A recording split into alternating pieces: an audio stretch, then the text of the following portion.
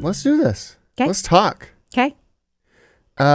Tell me how you got to the position, and tell the world, the Silicon Slopes community, Liz, how you got to what you're doing now. I think that'd be a good first step. Absolutely. So I'll give the major story. Mhm. Utah Tech Leads actually spun out of Silicon Slopes. For No, those of you who you're didn't kidding. know, Silicon Slopes is a founding partner of ours. We are a 501c6, which essentially makes us a chamber of commerce. It also gives us the ability to do advocacy work on behalf of the community, which has been really, really impressive to see the community come out in support of the work that we're doing and the work that they want done. So we spun out in 2021. And we're coming up on our second full birthday in November. And yeah, that's it. We're plugging along. Started it with Sunny Washington. She's my co-founder. And she was CEO for the first year and a half, I want to say. I took over in May. And she's still our board chair, but she started another tech company. Is it like it's an AI company that has to do with like legislation and stuff, right? Yeah, it's a really interesting tool. It's called Seer. If anyone's wondering, I'm plugging this. It's with seer.ai. It's a really, really interesting tool that simplifies legislation into like normal, everyday conversational words. So you're not having to sort through the mass that is legal code and what legal changes are happening. And you can interact with the legislation as well. So you can ask what different kinds of impacts it might have. You can, if you're an organization, you can signal on the piece of legislation whether you oppose or support or don't care about it. And that allows a lot of people to be able to gather together instead of just texting each other like, hey, I heard about SB blah, blah, blah, blah, blah. And how does your organization feel about it? You can just log into Seer and then see where everybody's at. That seems super useful. It is very useful. It's incredibly useful. Do you use it at Utah Tech Leads? Yeah, we absolutely do. And we include our policy committee in that. And people can gain access to Seer through Utah Tech Leads as well. So why do you care about politics? Let's start with you, and then I'm going to ask you a follow-up. Okay. Why do you care? Why do I care? Yeah. Politics impacts every part of our lives, even when we're not aware of it. And a lot of people don't fully understand how that works for them. They don't understand that the roads that they drive on and the potholes that they hit that anger them on a specific corner that's just been getting bigger and bigger and bigger every day, that's politics. They don't understand that, like, if they don't want to drive every single day, if they want to take transit, that's politics. They don't understand if they want a lower tax rate, that's politics. And so it's this really interesting situation where as our companies are building themselves, they're realizing that there might be strain or stressors elsewhere that we can then come in and help them navigate through or help them get it changed. Yeah, you answered my follow-up, which is like, why should the community care? What are some issues that you see upcoming or some issues in the recent past that our community should be aware of? Absolutely. So we do a community priority survey, and the last survey that we did helps us kind of plan for 23 and 24. It came back with the actual top three was environmental issues, diversity, and housing affordability. And we have been seeing on a national level the trends that go around diversity. There's been kind of a sweeping push to eradicate diversity initiatives. Yeah. And our companies understand that it's not just a good for you thing, it's actually good for your bottom line. It's good for profit if you have a diverse workforce, if you have a diverse board, if you have a diverse C-suite. And a lot of our companies over the past decade have really committed to increasing their diversity, whether it's women or people of color or people with disabilities. They've really, really made an effort to make sure that their bottom line is happy and successful and that their profits are happy and successful because they're including the perspectives of other people. And on the state and national level, we've seen a lot of the eradication of that. So there's been a big push to remove DEI offices in our higher education. It's very difficult to hire well-educated graduates and plug for that diversity if we're not including diversity in the educational process. And we see that through K through 16. So that's kind of like a lifelong thing that we're looking at. We're dealing with issues about the economic collapse that could happen if the Great Salt Lake dries up. People are very, very aware of that. that they would have to relocate their entire company up and move, which costs a lot of money. So again, it goes back to that bottom line. And then housing is just, I think everybody knows, housing's been a nightmare for years here in Utah. Shout out to our St. George community. There are several companies who have purchased homes in the process of trying to recruit so that their new recruits have a home while they have to build their own. Oh, that's cool. Yeah, it sucks that they have to do it, but it is what they have to do. And there's a lot of attention being paid to that. How do we continue to make Utah a sustainable place to live? How do we keep our kids here? That's another big one. A lot of people want their kids to move back here, but they don't necessarily want denser housing issues. So it's educating the community and educating policymakers on what those priorities are. Why do you think people are trying to get rid of DEI offices and diversity initiatives from a governmental standpoint? A lot of people believe that they're being replaced. Right. And that diversity offices like the ones that we have in our higher ed programs and diversity commitments like we have in so many of our companies are replacing the possibility for individuals such as themselves to be successful. And we have seen absolutely no proof of that. There is zero evidence of that. Our diversity efforts have actually widened and broadened the ability to be successful in different companies and in different industries. But yeah, it's a fear of losing control, and it's a fear of being replaced by somebody else that they don't know or they don't understand. Do they think it's like taking away merit-based? Yes. In order to hit like quotas? Yes. That's my sense of it, right? Yes. And do you see DEI initiatives like doing that? No, not at all. The vast majority of our DEI initiatives tend to deal with women in tech. A lot of those are goals, right? So by 2030, we want to have 33% of our board be women. Now, that gives you a really long time to find the right people for that position. If you have a goal of having a woman in the C-suite, that gives you a really long time to get a woman in the C-suite. It gives you the time to make the connections and make sure that the right people are in the right jobs. And a lot of situations that our policymakers are looking at don't reflect that. Yeah, that's interesting. I think like diversity is an easy one to get behind. Mm-hmm. Like that feels good. Inclusion, I'm not entirely sure what that means, but I like it. I think the one that a lot of people get tripped up on is equity. Yeah. Because I think they view it as trying to get equality of outcome. No. Yeah. So explain that. You need to explain that to people. Yeah. How it's not that. Absolutely. So equity is more equality of opportunity. So if you have an individual, if we're just apples to apples, right? So one apple is on a very specific tree in an apple farm. It is being raised and groomed to be that apple and to serve that apple's purpose. But you have another tree just outside of the limits of the farm, right? So just outside the gate that somehow sprouted up, and that apple is out there, but it's not being groomed, it's not being brought in, it's not being harvested, it doesn't have a plan for it. We want to make sure that that apple and the first apple can do whatever they want to do, regardless of the actual plans or that was a good situation. Analogy. I try. That was cool. Yeah. Okay. Now, let me ask you this. Like, obviously, politics is completely broken, and leadership at the national level is absurd. It's a joke. Feels like it's absurd globally. I don't know that there's a country that seems like it's doing well. But we're in this bubble where we kind of think we're doing well. Yes. Like the Utah way type thing. Yes. Is that true? Is Utah doing well? Utah's doing spectacularly well, especially post-COVID. Our economy is super healthy. Our education system is much healthier than people think it is most of the time. We have amazing college graduates, high school graduates. We have amazing different programs that are sprouting up for those people who might not have had the same opportunity, which, is an equity program technically.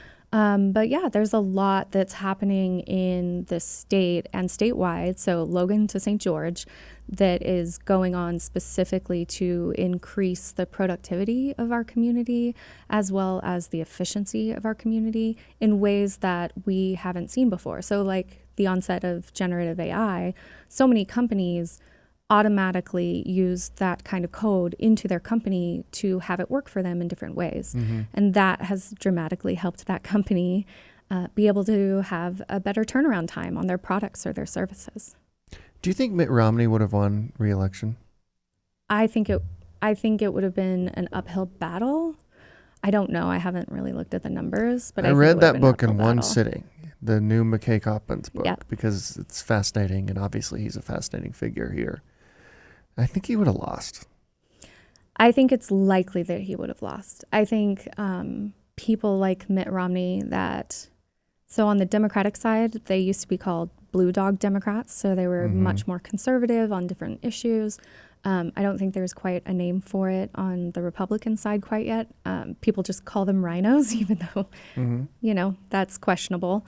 But there has been a huge shift in national politics, and that's reflected in every single state. That's not Utah specific, but it has taken hold in Utah. Well, I bring him up. One, he's our senator, Yep. junior senator here in Utah. And two, he was the Republican nominee for president in 2012. Yes. And now he is pretty much a pariah in that party. And I honestly think the majority of the party doesn't like him. Yes. And I think, like, whenever I think of, like, Utah politics, I'm like, because I think sometimes we get stuck in, like, what does Sugar House say, or what does the Avenue say? And the Mike Lee thing, that I feel like we got caught up in this. Like, Evan McMullen can win. And I was like, what? You think he can win? When I go down to Spanish Fork, Utah, this is my barometer. Yeah. Evan McMullen's not going to win. Exactly. I go down to Spanish Fork, Utah, Mitt Romney's not going to win. Yep. Right? Yeah. And I didn't even think the Mike Lee thing was that close, and it turned out not to be that close. But it seems like, to me, that Mitt would have a much harder time than somebody like Senator Lee. I think I see that in the House elections that happened recently. I say that happened recently. Technically, one of them hasn't happened yet, but we already know who our next member of the House is. Is that the Celeste Malloy? Celeste Malloy, yeah. So Becky Edwards, it's an interesting district. So CD2 is actually a C shape. And so it curves around different parts of Utah. It starts in Salt Lake City and then includes St. George and some other communities. So it goes all the way south, which is an interesting. That's wild. Yeah, it's really weird. But one of the things that we were seeing a lot is that those rural communities that are included in CD2 didn't necessarily feel like they had a voice. They felt like for so long, the people who were elected to represent them were speaking from the Salt Lake Valley, not from where they are from. And so Celeste really connected with those people, and she's from Cedar City, and she made some really great connections in the party. But I think that that's the difference between statewide elections versus party politics. And a lot of people don't understand that here in Utah, that we have a difference between statewide elections and party politics. And that in this situation, whoever the Republican is going to win. Not a question, not a problem. But when the primary happened, that was really what people needed to be voting in, because that was really their only option to vote for someone. What was the idea is like Becky, who I really like. I think Becky Edwards is awesome. She's fantastic. As a person, I have no idea what her platform is. I have no idea what any of these people's platform is. Like the idea was like, hey, Becky's more moderate, maybe more of like a Mitt Romney type Republican. Yes.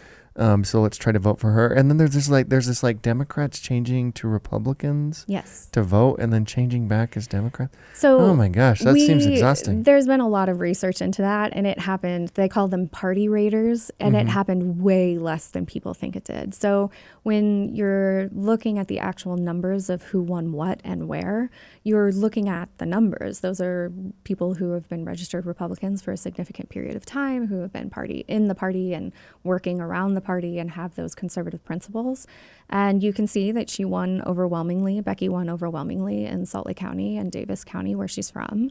And Celeste won every single other place. And that matters. It absolutely matters. You have to pay attention to an entire district. Do you think that the Democratic Party gets in this bubble where they think like these ideas are good? Yes. Like, hey, let's not put up a candidate. Yes. Let's seed this election to like a fairly conservative guy to like a kind of conservative guy. Yeah. Like they're both Republicans. Yes.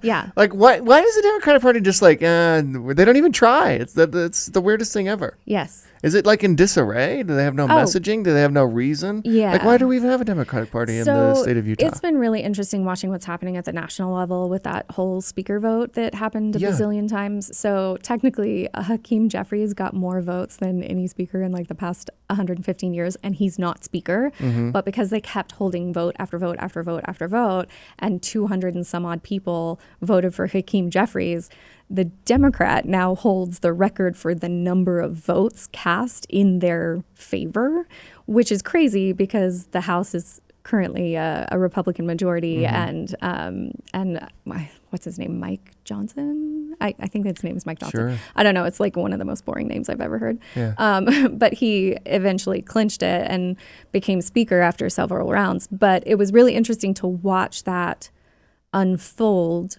because when you're on the inside of a party and you know its dirty little secrets, as it were, you recognize what's happening in someone else's home that happened already in yours. And you can feel it, and it's a little re-traumatizing. But yeah, absolutely. I think the Democratic Party is lost in the woods. I don't understand why Utah has a Democratic Party. I think... if they're just going to like seed elections before they not even put up candidates. That's the weirdest absolutely. thing ever. I think it's a bizarre thing, and I don't think it's the right thing for a party to do. I think political parties have very specific roles, right? And that is to yell as loud as they can about what the future would be like with that party, regardless of party. And the Republican Party has been really good at it. They've gotten a little lax the past couple of years, but I think Rob Axum is going to bring that back. I've talked to him several times, and he's actually quite inspiring. But I think the Democratic Party doesn't have that. They haven't put up any kind of like, hey, this is what we stand for, or this is what we would do differently. There is no division, especially when there's no candidate. And that's a problem. And there is a candidate for Senate. Kathy Ruby is running against Celeste Malloy. Has she run before or something? She's a state senator currently. Okay. Interesting. But there's no shot in hell that she would. Well, yeah, not with that attitude. No, I'm just kidding. Hey, her attitude about it is way better than mine. I'm just trying to be realistic. The Democratic Party, like before they even start, yes, before they even get in the fight, they're like, we've already lost. It's like they shoot themselves in both feet and then try to walk a long distance. Yeah. Yeah. I bring up Mitt, though, because I'm interested in the change in Utah. Mm-hmm. And as somebody who's like this, Mitt Romney would have run for anything in 2012 in the state of Utah and gotten over 80% of the vote. Yep. Like just beloved figure. And now I genuinely think, I don't think he made this decision because they thought he would lose. I think he probably thought that he could win. I genuinely think he wouldn't have won re-election. That is a huge shift in such a short amount of time. Mm-hmm. I wonder what you attribute that to. Is it just the one guy, the Mar-a-Lago guy?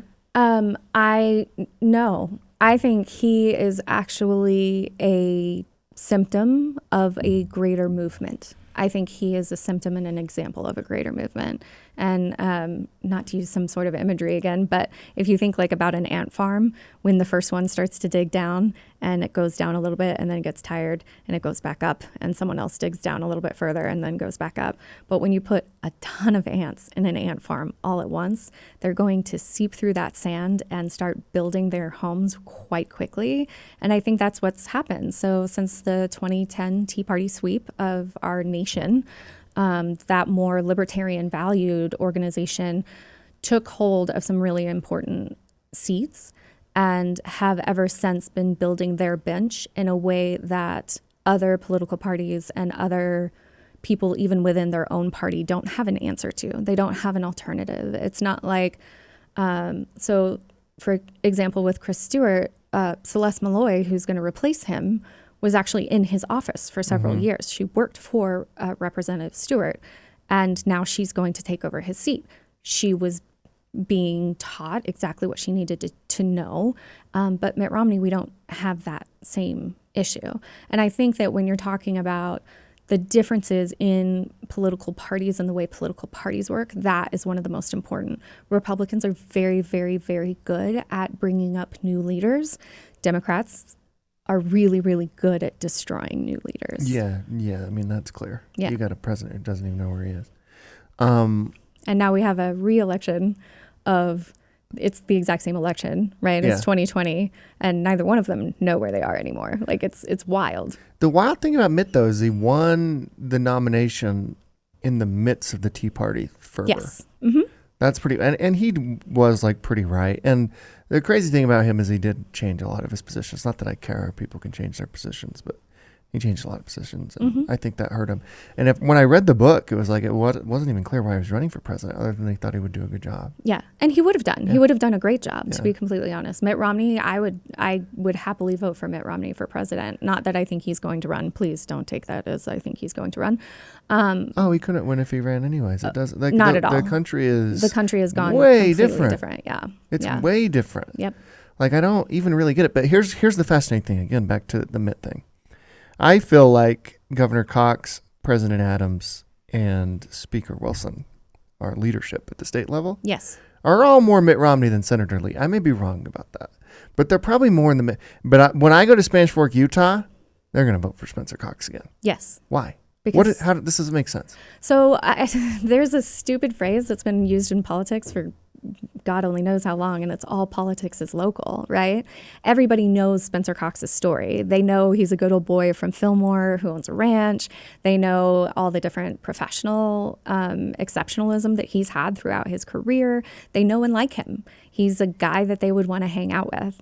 And that matters a ton, especially in rural communities, especially in communities that don't necessarily have party loyalty. You might have a conservative values who vote for somebody who is more on the liberal side because they know them. And that is what makes the difference, right? And vice versa. So you might have a very liberal community who votes for a more conservative candidate, like all of Salt Lake and Davis County voting for Becky Edwards. They're voting for a more conservative candidate because they like her, they know her. And that makes a huge difference. And a bit of that does come from that political sphere. Spencer was a member of our state house for a while before he became the lieutenant governor. And then as lieutenant governor, Governor Herbert made sure that he and his story were front and center on a bunch of different issues, including the COVID response for Utah. And he was able to tell his story. He was able to tell people who he wouldn't meet every single day, the kind of person that he was. And in doing that, people really built an affection for him that they did not have otherwise. And I can tell you, from my perspective, I watched a lot of people change their minds on Spencer Cox after the Pulse nightclub shooting. He was at a rally and he got tearful and admitted to having bullied somebody because his group of friends thought that that person was gay, and how awful it made him feel now. And a bunch of people were like, holy crap, he's willing to admit failures. He's willing to admit things that he could be vilified for. Like, we talk about cancel culture, but Spencer Cox has admitted to a lot of things that include growth and change around them. And so therefore he's not a part of that cancel culture. Spencer Cox doesn't get canceled because he admits that thing. Spencer Cox becomes an ally in those kinds of situations. And having those opportunities to be loud and proud and to be funny. I don't know if you remember this, but Spencer Cox was briefly governor before he was governor because Governor Herbert had to have surgery. There were so many tweets. Like, he pretended to appoint, I think it was a jazz player, to his Joe Ingles. Yeah, to his position as like lieutenant governor to fulfill it temporarily. And I mean, he was governor for less than a day, but it was still one of those things that you see the humanity and the reality of a single person, and you can connect to that. And Mitt Romney, who I really think is a responsible, good person, hasn't done that. He hasn't really connected with the Utah community. A lot of people voted for him because they knew who he was because of the 2012 election, not because they knew who he was in Utah. And I think that hampered him a lot. I think people are more willing to vote for moderates when they know them, like Representative John Curtis. Well, the fascinating thing is that Spencer Cox won the convention. Yep. And Mitt Romney didn't. No. He lost to that Kennedy guy, and then obviously trounced the Kennedy guy in the primary. But yeah, the whole state is fascinating. What's the most powerful entity outside of government that influences policy? Is it the teachers union? No. UEA? What is that? UEA. That's the teachers union. Okay. I don't think they're the most powerful by any means. I think that there's a lot of impact from industry and growth that matters a lot to our legislators because they are part-time. They understand what people need to do to have jobs and continue to put food on the table for their kids. I would say there are different industry leaders, there are different individuals who are close personal friends of different people in the legislature who have probably outsized power unintentionally just because they are people that those legislators can rely on. The church is very impactful. 88% of our legislature is a member of the LDS Church. That doesn't completely align with our state's population. What are we, like 50 maybe? Yeah, it's like between 55 and 60, I think, right now. And that number's a little questionable because there are the people who, like the Romneys and the Huntsmans, who consider themselves culturally Mormon, but not actively Mormon. So there's that line too. There's a lot of conversations about values and principles that can be seen reflected in the LDS Church and the way that the LDS Church runs itself. There are some that conflict with that directly, that our legislature and our governor are still working on those issues. But there is a lot of those values represented. And I think those values are statewide. I don't think the religion is statewide, obviously, with our dwindling numbers, but I do think the values are statewide. We love family. We want to be together. We want to help each other.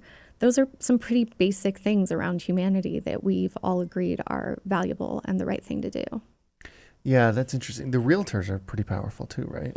Yeah. Like there's a lot of real estate people that hold these positions. Yeah, there's different real estate developers who either currently are or were in the legislature, and then the realtors PAC has a lot of influence. They've got a lot of money, and money buys influence. And that's not to say that they're lobbying for anything wrong. They're not. They're doing great work, but it is one of those things where in the situation in our country and in our state and the way politics is run, you have to have money. What is tech's influence? Tech has a really interesting relationship, and it depends from legislator to legislator. So leadership is, Spencer Cox, Brad Wilson, Mike Schultz, who's the majority leader in the House, President Adams. They are all incredibly supportive of tech and tech's continued growth. They do worry about some of the issues that tech brings up on a national level. So that's the issues that things like Google and Meta care about that might not necessarily reflect those Utah values. But again, it comes back to that industry, right? So they would love to be known as the hotspot for tech. They would love to be known as industry leaders. They would love to be on the front edge of innovation and design. So those are all things that they are constantly looking for. But we do have to combat that national narrative. That doesn't take us out of that sphere. So you're saying they may tie us to like companies like Google and Meta, and think we're like, yeah, well, that's ridiculous. Like we're probably on their side on all that stuff. We don't even build companies like that. Yes. Like we don't want enormous tech companies to control every aspect of our life. Exactly. Right? We will put their CEO on stage though. Absolutely. Tech Summit. Props to Tech Summit, man. We will bring Zuckerberg out and treat him like a conquering hero. So maybe does make sense why they want to, why they tie us to them. That's interesting. So what are the upcoming issues that you're thinking about, your membership's thinking about? Do you have a PAC? Yes, we do. The Utah Tech Leads PAC. So you endorse candidates and fund candidates and stuff. So what are you focused on for the upcoming session, which is in January, right? It's those top priorities. So the environmental issues like the lake, based around the economy, diversity is a big one, and housing affordability. Housing affordability has a lot more to do with cities and towns. So we're trying to start that dialogue with the Utah League of Cities and Towns. We're working closely with legislative leadership on diversity issues to make sure that we're not penalizing people who are doing the right thing. but maybe rolling back some of the things that we've seen that have been harmful, especially to Utahns. And environmentalism is such a weird thing. In most states, people think of environmentalists as these crazy left-wing granola nuts, and it couldn't be farther from the truth here in Utah, because everyone is an outdoorsman. If you're in Utah, you have to work really hard to not be an outdoorsman, and that brings up environmental issues. You care about the mountains, you care about the air, you care about the water, you care about the land in a way that a lot of other states don't really view. They see it as a resource, not a thing to be protected. And Utah has an interesting stance on that. So environmental issues and their relation to our economic success. What do you think of Utah City? Have you heard of Utah City? Which? Utah City. So it's possible you haven't heard about this, but it's a big deal down here. It's like the Vineyard area currently. Oh, yeah. They're creating like a new city that's like, it's going to be like Utah County, Salt Lake City, or like our... I don't know. Like it seems cool, but it probably takes 30 years to build something like that. It does. It takes a really long time, and they have to be very, very careful that they're building it the right way. I think people are irritated about the prison land development not happening faster, but they are making sure that they are building a community in a very intentional way out there so that it can serve everybody in the community and not just a select few. Do you think they're going to screw that up? No. I genuinely have faith in the people who are in charge of that. I think it'll take a lot longer than any of us thought it would, but I really do have faith in the people who are working on that issue. How does Salt Lake City view the rest of the state? Because there's kind of like Salt Lake City and then the rest of the state. You're going to make me speak for like 250,000 people here. Well, I ask this because as a Salt Lake City resident, as I think about the future of Utah and long-term growth and all that type of stuff, I think it's just as likely that the Utah Jazz put their stadium in Utah City or at the point of the mountain than keep it in Salt Lake City. Yeah. And I think that's true. Like, I know we're talking about a baseball team and potentially putting that in Salt Lake City. Right by my house. And great. I'm so excited for those fireworks every Friday night. I think it's just as likely that goes either point of the mountain or somewhere. Absolutely. Like Utah County is going to be bigger than Salt Lake County by like 2030 or something like that. Yeah. So like if you look at like the trajectory of the state, and Salt Lake City is so much different than the rest of the state politically, right? How do they figure that stuff out? And by the way, it's growing and it looks incredible and they're building a lot of cool things. Does it matter? Does that divide matter? I don't think it matters. I think there's the friendly rivalries, right? Like the BYU, University of Utah, Holy War stuff, right? But that's more tongue-in-cheek than it is a belief system, right? There isn't anybody who's holding their breath from Salt Lake County all the way through Utah County. They would die, but also they're not trying to do that. That's not something that they're doing. It is a really interesting thing to watch Utah County develop and build infrastructure and really take on these issues that Salt Lake City, for better or worse, has already taken on. And hopefully they can learn from the mistakes that the city has made previously and see a path forward that is best for the county, because it already is an incredibly important county. Utah County, there's no question. You can't talk about Utah without talking about Utah County. It matters, but it's not in that kind of rivalry that it matters. I don't know anybody who looks at Utah County and just like, I don't know, dusts them off for their opinion, their opinion off and is like, oh no, it's not a big deal. Yeah. They have just as much import as the rest of the state. What do you think of Tim Ballard? No, I'm just kidding. Oh my gosh. I'll talk about Tim Ballard if you really want me to talk about Tim Ballard. Well, I bring up him and I don't care. But he was going to run for Romney's seat. Obviously, now that's not impossible. We do have an announced candidate, and is Brad Wilson announced? Yes. And then you have that Mayor Draper. Skaggs or whatever. Yeah. Well, he's by the way, watch out for him, because he's getting endorsed by like all the Trump people. Who wins this? Who wins this race? And by the way, John Curtis said no, which I thought was fascinating. Yeah. Because he would, but maybe he's too much like Mitt Romney. I don't know. Like I felt like he could have walked in there. I think John Curtis has significantly more power in the House caucus where he is right now and can do what's best for Utah and represent Utah really, really well where he is now. I don't necessarily think, and I think we've seen that with Romney, that in a smaller caucus in the Senate that he would hold that kind of sway that he holds in the House. So my bet is absolutely on Speaker Brad Wilson right now. Really? Yeah. Who else could do it? Who else is thinking about it? Have you heard anything? Like, what if Huntsman? Do you think he gets in? I hope not. I think people are getting tired of the royalty families doing stuff. I think you're probably right there. I think Tim Ballard, prior to all of this, had a good chance, actually, randomly. Like, when I heard it, I was like, yeah, I could see that. Because he had, like, this movie that was coming out. Yeah. Do you know that they bought all of the seats? No, I don't know anything. Yeah. So, like, they say it was a really well-sold movie, even though they produced it and then bought all the seats at the movie to get them to that ranking and then gave away those seats. Huh. So it's like... That's a cool way of doing it. It's a really shady way of doing it is what it is. And like, I haven't seen the movie, to be completely fair. I have no idea about the quality of the movie, but I haven't heard good things. And human trafficking is a very real issue that we all need to be cognizant of, especially when we have so many national and international conferences that are held here. But it's definitely not Tim Ballard's version. I'll put it that way. Yeah. And I think that would have come out without the assault and harassment allegations. I think all of that would have been laid bare.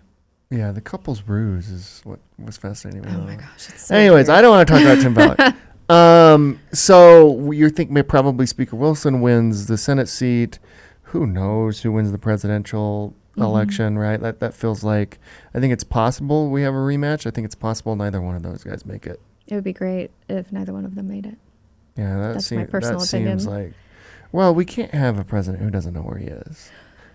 I mean, we have before many, many times. We just didn't know it. We had that doesn't make it okay. I know, exactly. But we have had lots of presidents whose spouses or staff ran a lot of their life. Reagan towards the end was certainly that. And the farther back you go, the more you can see that in their diaries and letters to one another about what decisions should be made and need to be made and how quickly to make them. And yeah, when you actually get into the history of the country, it's not that rare, but it would be great if we had people who knew where they were and who they were talking to. Yeah. You know.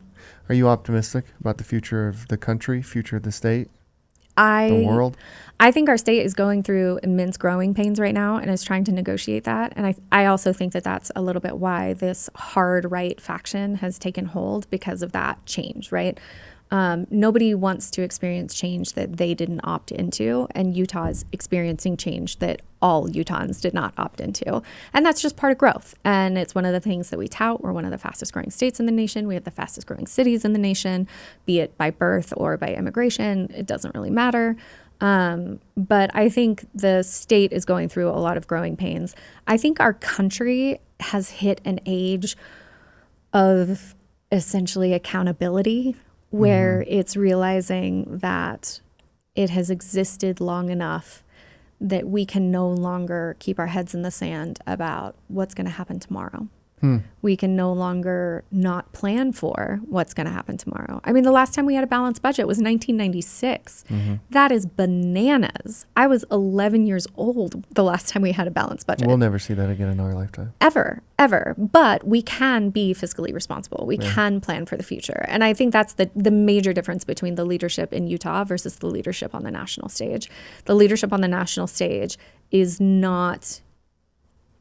They are much more worried about elections than they are about the future, where the leadership in Utah is all about making sure that Utah stays Utah for the next 50 to 100 years. That's comforting. Yeah. That's a good way to end on this. Yeah, absolutely. Perfect. Liz, thanks for coming in. Yeah, thanks for having me anytime.